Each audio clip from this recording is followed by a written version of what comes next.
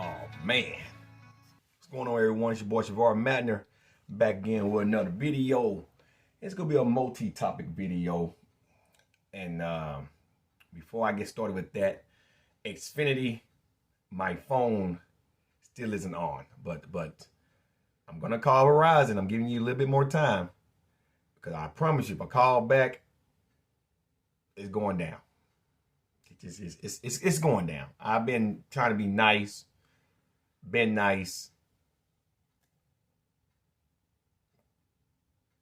I just want my phone on.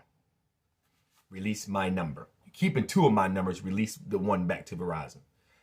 Thank you. That way I got two lines over there and two with you. Thank you. Much appreciated. Now, I know you guys seen the title. Eddie Hall received his tattoo on his foot. World's Strongest Man, Half-Thor Julius Borson. I must admit, Eddie, you're a man of your word. And that shows me, and not just me, a lot of people, that you really want to fight Thor again. Now, I'm all anxious to see that. You prove to the world that you have the testicular fortitude to take your beating and your medicine like a man, and you address the situation, and now you're willing to lace back up and get back in the ring with Half-Thor. So I know this probably doesn't mean anything to you, but if it was me this time, I'll focus more on training and not so much of this.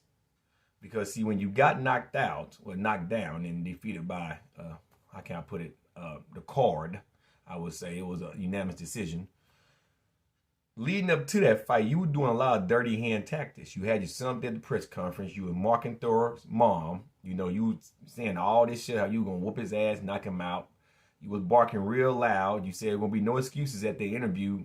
And yet, when you lost, you said that one of the reasons why you lost because you couldn't throw that punch as hard as you want to because of your bicep tear.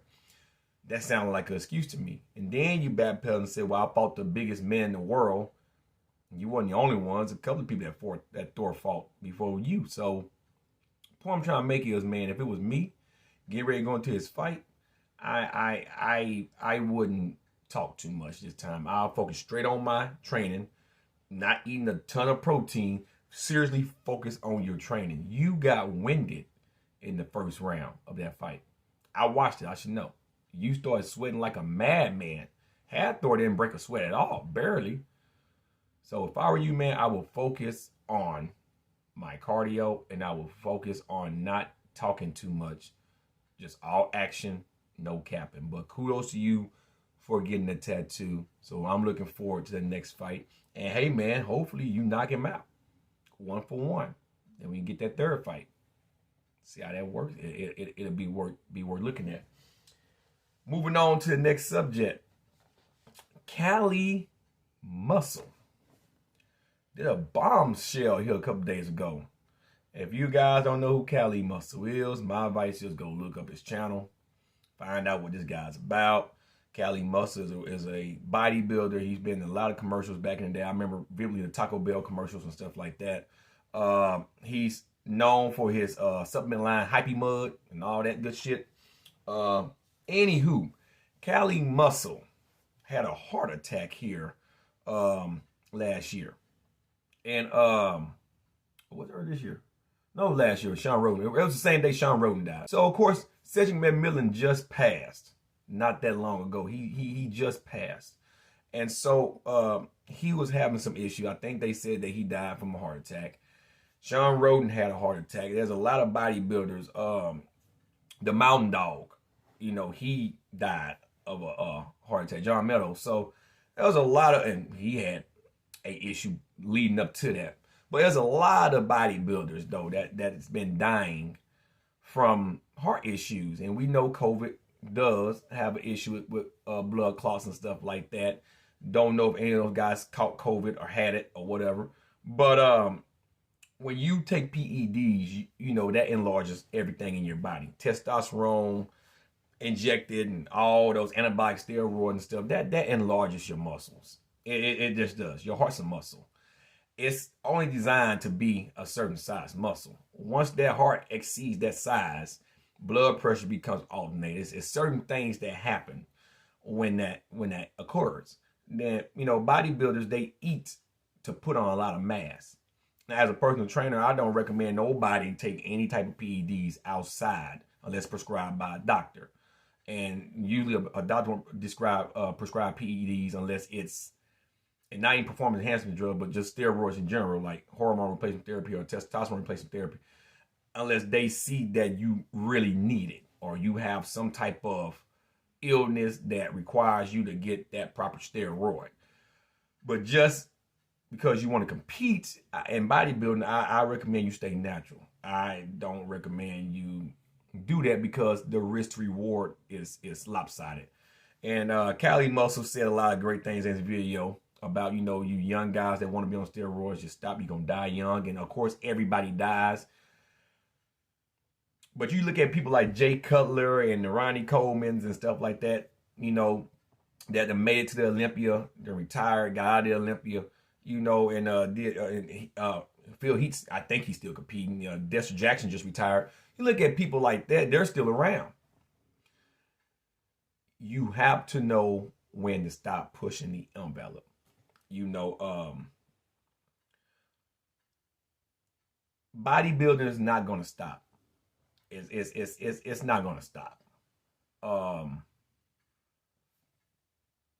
There need to be more laws pertaining to that sport for safety reasons.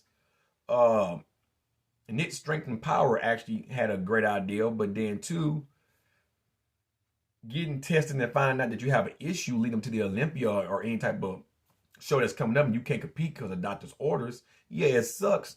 But you got to choose life over death. Now, if you want to push that envelope and the doctor told you I wouldn't recommend you do that because this issue, and this issue, and you still pursue to do it, then, you know, that could happen. You know, it's a lot. It's a lot going on, man. There are a lot of bodybuilders dying, and the ones that are not even famous, just bodybuilders in general that ain't being acknowledged, they're passing away like that, like clockwork. Larry Wills did something, and he posted on his channel. He talked about it. Went and had his heart examined and all that good stuff. Man, if you're gonna pursue that type of sport, and sports in general, I'm trained to be a power lifter here. I want to compete in that as well. Besides being a personal trainer and a health nut. But I know you need to get examined at least every few months. Your blood work, your heart, and all that to make sure you're healthy. Because even, believe it or not, even in powerlifting, it's not the most healthiest sport. You know, and I'm going to be in the drug tested organization. You know, I don't care if I don't ever deadlift 600 pounds or squat 595 pounds or bench press 400 pounds. I just want to compete in something to push myself. But once I ever hit my natural limit, which I will eventually, I'll be content with that. You know, I don't have to be the strongest man in the fucking world. You know, and so, but for me, health is wealth. Health is wealth. So my advice to you guys, go get checked out. I agree with Cali Muscle. I also agree with Nick Strength and Power. I don't think you should stop bodybuilding, but if you guys want to choose that alternate route and take PEDs, I believe you should go get tested.